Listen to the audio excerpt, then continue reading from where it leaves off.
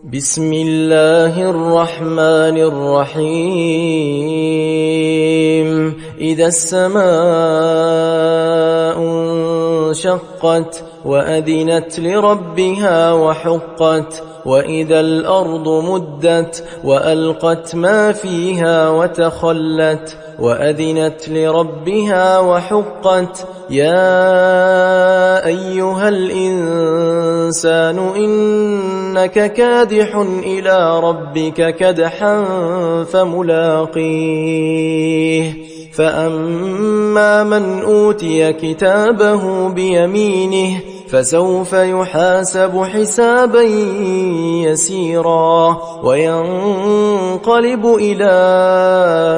أهله مسرورا وأما من أوتي كتابه وراء ظهره فسوف يدعو ثبورا ويصلى سعيرا إنه كان في أهله مسرورا إنه ظن أن لن يحور بلى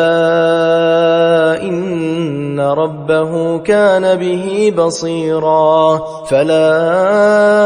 أقسم بالشفق والليل وما وسق والقمر إذا اتسق لتركبن طبقا عن طبق فما لهم لا يؤمنون وإذا قرئ عليهم القرآن لا يسجدون بل الذين كفروا يكذبون والله أعلم بما يوعون فبشرهم